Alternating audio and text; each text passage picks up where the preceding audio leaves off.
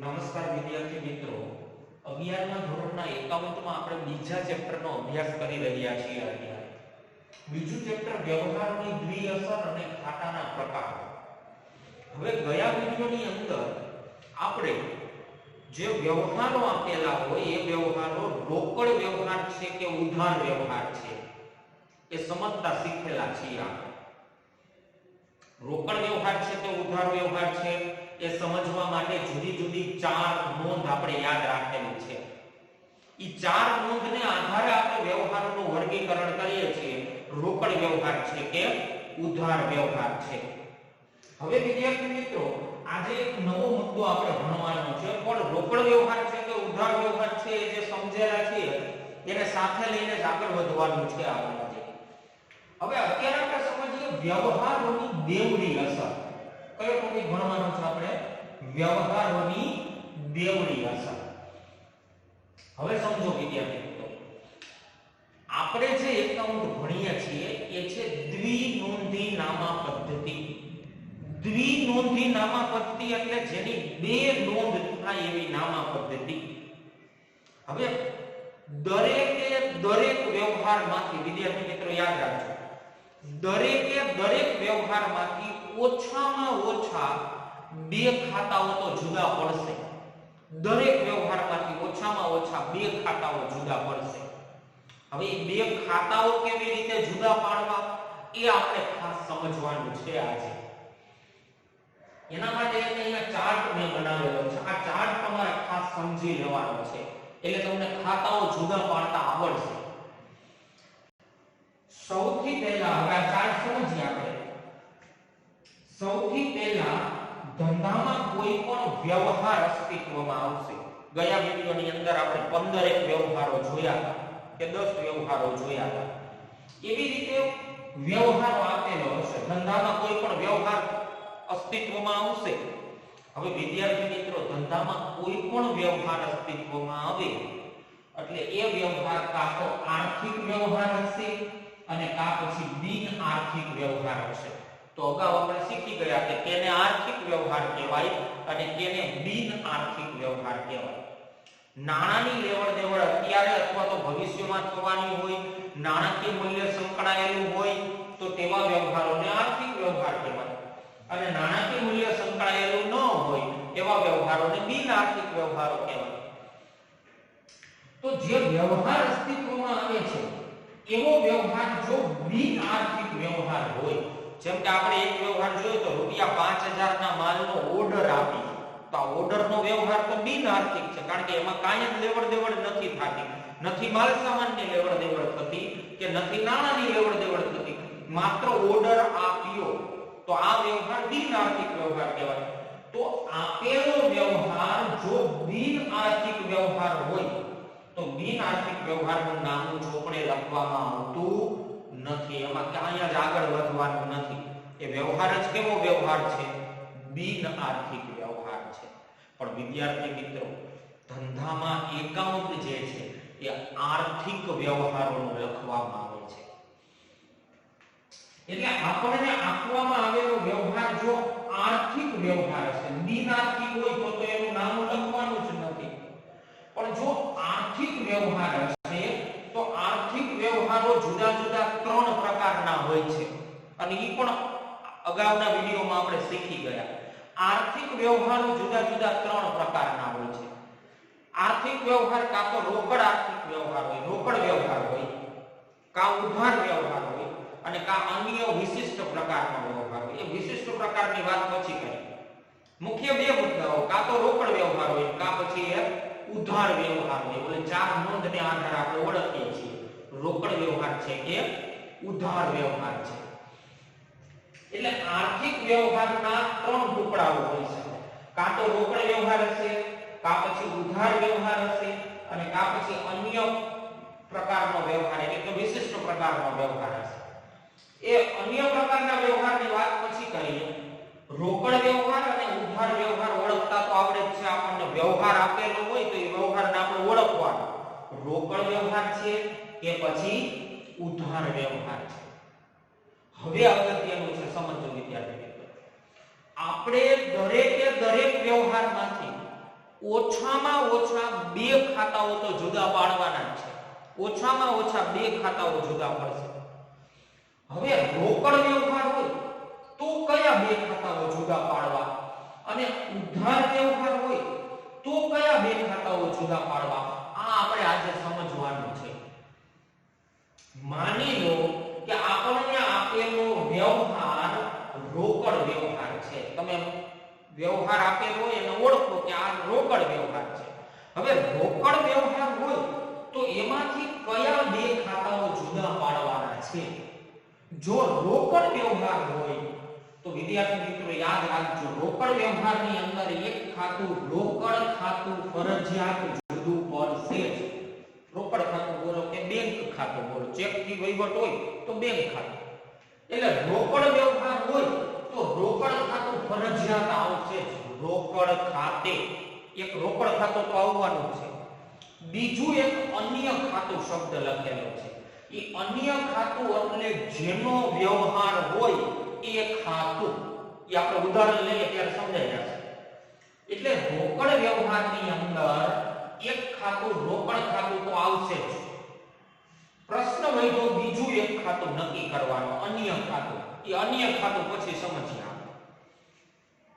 એવી જ રીતે જો આપણને આપેલો વ્યવહાર ઉધાર વ્યવહાર તો ઉધાર વ્યવહારની અંદર એક ખાતું ફિક્સ જ છે અને એ છે વ્યક્તિનું ખાતું. ઉધાર વ્યવહારની અંદર વ્યક્તિનું ખાતું આવશે જ વિદ્યાર્થી મિત્રો. અને બીજું છે અન્ય ખાતું. અન્ય ખાતું આપણે ઓળખવાનું છે. આ બે રોકડ વ્યવહારમાં અન્ય ખાતું અને ઉધાર વ્યવહારમાં અન્ય ખાતું ખાસ અને ખાસ આપણે શીખવાનું છે. અને એ આપણે વ્યવહારોનું પ્રેક્ટિસ કરશું એટલે ઓટોમેટિક આપણને સમજાઈ જશે. રોકડ વ્યવહારની અંદર રોકડ ખાતું ફિક્સ જ છે એટલે રોકડ ખાતું તો આવશે જ. અન્ય ખાતું એ ઓળખવાનું છે. ઉધાર વ્યવહારની અંદર વ્યક્તિનું ખાતું તો આવશે જ. અન્ય ખાતું એક આપણે ઓળખવાનું છે. એટલે દરેકે રોકડ વ્યવહાર હોય તો ભલે અને ઉધાર વ્યવહાર હોય તો ભલે, દરેકે દરેક વ્યવહારમાંથી ઓછામાં ઓછા બે ખાતાઓ તો જુદા પડશે. રોકડ વ્યવહાર હોય તો એક ખાતું રોકડ ખાતું આવશે જ. બીજું એક આપણે શોધતા શીખવાનું છે. ઉધાર વ્યવહાર હોય તો એક વ્યક્તિનું ખાતું આવશે જ. બીજું એક અન્ય ખાતું આપણે ઓળખતા શીખવાનું છે. તો આ ચાર્ટને આધારે આપણે એટલું સમજેલા છીએ. અને બીજું વિદ્યાર્થી મિત્રો, આ ચાર્ટ તમને ટેક્સ્ટ બુકમાં ને ત્યાં જ આપેલો નહીં હોય. આ ખાસ અને ખાસ સમજી લેજો. વ્યવહાર અસ્તિત્વમાં આવે એટલે આર્થિક વ્યવહાર અને બિન આર્થિક વ્યવહાર હશે. બિન આર્થિક વ્યવહાર હોય તો કોઈ પ્રશ્ન જ નથી, કારણ કે નામ જ નથી લખવાનું.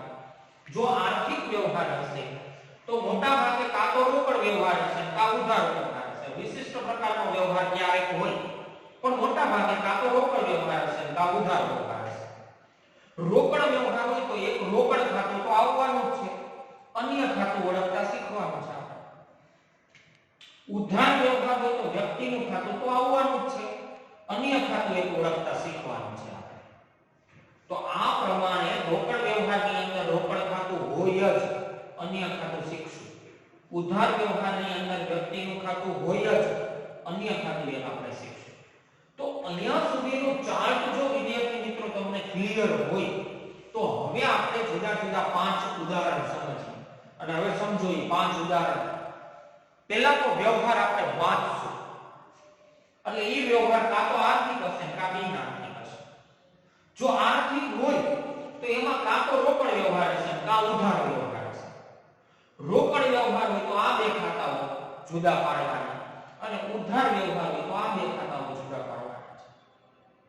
તો અહીંયા એક ઉદાહરણ આપણે સમજીએ વિદ્યાર્થી મિત્રો.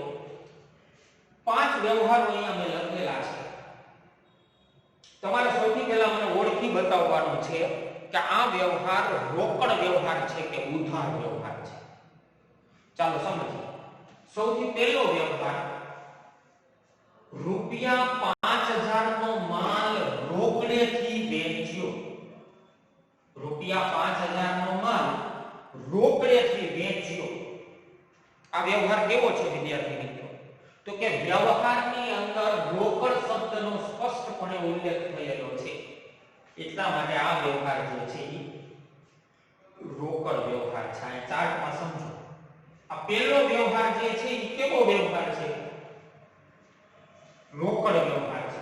રોકડ વ્યવહાર હોય તો બે ખાતાઓ જુદા પડશે એમાં. આ વ્યવહારની અંદરથી બે ખાતાઓ આપણે જુદા પાડવાના છે. રૂપિયા 5000 નો માલ રોકડેથી વેચ્યો એટલે રોકડ વ્યવહાર છે. રોકડ વ્યવહાર હોય તો એક ખાતું ફિક્સ જ છે. કયું? રોકડ ખાતું. આ વ્યવહારની અંદરથી એક ખાતું તો આપણને ખબર પડી ગઈ કે રોકડ વ્યવહારની અંદર રોકડ ખાતું તો આવશે જ. ચાલો એક ખાતું તો જુદું પડી ગયું, રોકડ ખાતું. રોકડ વ્યવહાર હોય એટલે સરળતાથી રોકડ ખાતું તો આવે છે. હવે અન્ય ખાતું એક શોધવાનું છે આમાં. હવે અન્ય ખાતું એટલે વિદ્યાર્થી મિત્રો એકદમ સરળ. તમારો વ્યવહાર જેનો હોય એ ખાતું. તો આપણો વ્યવહાર આ છે કે નહીં? માલના વેચાણનો વ્યવહાર છે. જો રૂપિયા 5000 નો માલ વેચ્યો તો આ વ્યવહાર માલ સામાન વેચવાનો વ્યવહાર છે. માલ સામાન વેચવાનો વ્યવહાર હોય ત્યારે બીજું ખાતું આવશે વેચાણ ખાતું. આ વ્યવહારની અંદર બે ખાતાઓ જુદા પડ્યા. રોકડ વ્યવહાર છે એટલે એક રોકડ ખાતું તો આવશે જ, અને બીજું આ વ્યવહાર છે કેનો? તો કે માલના વેચાણનો છે. તો બીજું ખાતું કયું આવશે? વેચાણ ખાતું. એટલે એક રોકડ ખાતું, બીજું વેચાણ ખાતું. વેચાણનો વ્યવહાર હોય તો વેચાણ ખાતું આવે, ખરીદીનો વ્યવહાર હોય તો ખરીદ ખાતું આવે, માલની ખરીદી તો ખરીદ ખાતું આવે. ત્યાર પછી ધંધામાં થતા વ્યવહારોમાં જેનો વ્યવહાર હોય, સ્ટેશનરી ખરીદવાનો વ્યવહાર હોય તો સ્ટેશનરી ખર્ચનું ખાતું આવે. જેનો વ્યવહાર હોય એ બીજું ખાતું જુદું પડે.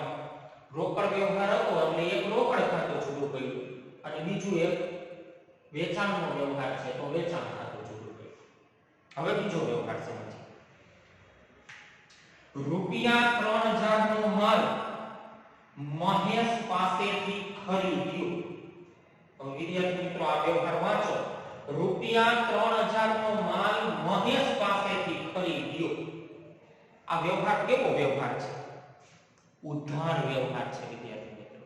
કારણ કે 4 નોંધમાં આપણી ચોથી નોંધ વ્યવહારની અંદર માત્ર વ્યક્તિનું નામ આપેલું છે, રોકડનો ઉલ્લેખ થયેલો નથી. તો જ્યારે વ્યવહારની અંદર માત્ર વ્યક્તિના નામનો જ ઉલ્લેખ થયેલો હોય ત્યારે એવો વ્યવહાર જે છે એ ઉધાર વ્યવહાર છે. તો ચાર્ટમાં આપણે જોવું પડશે. રોકડ વ્યવહાર હોય તો એક રોકડ ખાતું, બીજું જેનો વ્યવહાર હોય એનું ખાતું. તો હવે ઉધાર વ્યવહાર હોય તો એક વ્યક્તિનું ખાતું જુદું પડશે અને બીજું અન્ય ખાતું એ આપણે સમજીએ હમણાં. પણ વ્યક્તિનું ખાતું તો ફિક્સ જ થઈ ગયું. તો આ બીજો વ્યવહાર જે છે એ ઉધાર વ્યવહાર છે. રૂપિયા 3000 નો માલ મહેશ પાસેથી ખરીદ્યો તો આ વ્યવહાર ઉધાર વ્યવહાર છે. હવે ઉધાર વ્યવહાર હોય તો એક ખાતું ફિક્સ જ છે. કયું? વ્યક્તિનું ખાતું. તો આ વ્યવહારની અંદર વ્યક્તિ કોણ છે? મહેશ છે.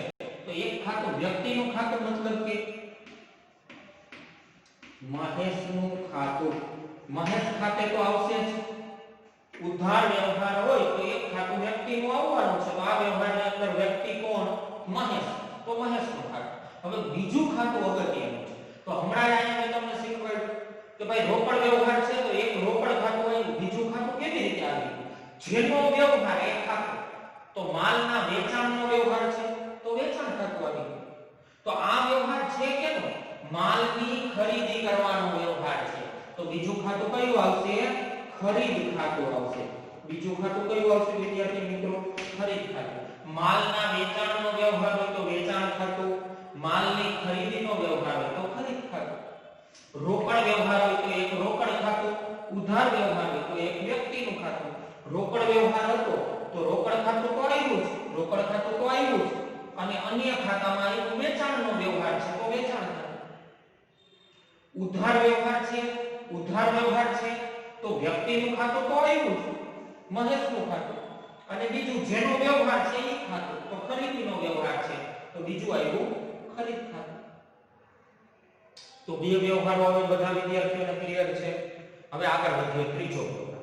આપણે પહેલા વ્યવહારને ઓળખતો જવાનો. રોકડ વ્યવહાર છે કે ઉધાર વ્યવહાર છે. રોકડ વ્યવહાર હોય તો રોકડ ખાતું તો આંખું બંધ કરીને લખી જ નાખશો. એક રોકડ ખાતું આવશે, બીજું 100. ઉધાર વ્યવહાર હોય તો એક વ્યક્તિનું ખાતું આવશે અને બીજું 100 આપણે. ચાલો હવે ત્રીજો વ્યવહાર. રૂપિયા 2000 નો માલ વિનોદને વેચ્યો, નાણાં ચેકથી મળ્યા. પહેલા તો મને એ કહ્યું વિદ્યાર્થી મિત્રો, આ વ્યવહાર રોકડ વ્યવહાર છે કે ઉધાર વ્યવહાર? તો તમારો જવાબ હશે કે આ વ્યવહાર રોકડ વ્યવહાર છે. વ્યક્તિનું નામ આવે છે પણ વ્યક્તિના નામની કઈ જરૂરિયાત છે નહીં, કારણ કે અહીંયા કયો શબ્દ પ્રયોગ થઈ ગયો છે? નાણાં ચેકથી મળ્યા. ચેકથી મળે તો એ રોકડ વ્યવહાર છે. તો આ વ્યવહાર કેવો વ્યવહાર છે? રોકડ વ્યવહાર છે. રોકડ વ્યવહાર હોય તો આપણે બે ખાતાઓ જુદા પાડવાના છે. રોકડ વ્યવહાર હોય તો એક ખાતું કયું આવશે? રોકડ ખાતું તો આવશે જ, પણ રોકડ ખાતાના મધ્ય ચેકથી વહીવટ થયેલો છે તો રોકડ શબ્દ નહીં લખીએ, શું લખશું? બેંકનું ખાતું. રોકડ ખાતું લખતા હતા એના મધ્ય ચેકથી મળ્યા તો કયું ખાતું લખશું આપણે? બેંકનું ખાતું લખશું. રોકડ વ્યવહાર છે એટલે એક ખાતું રોકડ ખાતું, રોકડના મધ્ય બેંક શબ્દ લઈએ. અને બીજું ખાતું જેનો વ્યવહાર છે એ ખાતું. રોકડ બેંક ખાતું તો આવી ગયું, રોકડ વ્યવહાર છે એટલે બેંક ખાતું આવી ગયું. બીજું ખાતું આપણે શોધવાનું છે તો જેનો વ્યવહાર છે એ ખાતું આવે. તો આ વ્યવહાર છે કેનો? તો કે માલ વેચ્યો, માલ વેચવાનો વ્યવહાર છે. માલ વેચવાનો વ્યવહાર હોય તો બીજું ખાતું કયું આવે? વેચાણ ખાતું આવશે. બીજું ખાતું કયું આવશે? વેચાણ ખાતું. તો આ વ્યવહારની અંદર જોવો વિદ્યાર્થી મિત્રો, વિનોદ નામ આપેલું હતું પણ નામની આપણે ક્યાંય જરૂર નથી, કારણ કે રોકડ વ્યવહાર છે. ઉધાર વ્યવહાર હોય તો નામની જરૂર પડે વ્યક્તિના ખાતા તરીકે, પણ આમાં વિનોદ નામની જરૂર જ ન પડી, કારણ કે રોકડ વ્યવહાર છે. રોકડ વ્યવહાર હોય તો એક ખાતું બેંક ખાતું આવ્યું, અને બીજું તો કે વ્યવહાર માલ વેચવાનો છે તો બીજું ખાતું કયું આવે? વેચાણ ખાતું આવશે. ત્યાર પછી ચોથો વ્યવહાર, રૂપિયા 500 ભાડાના મળ્યા. પેલા તો મને એ કહ્યો વિદ્યાર્થી મિત્રો, આ વ્યવહાર રોકડ વ્યવહાર છે કે ઉધાર વ્યવહાર?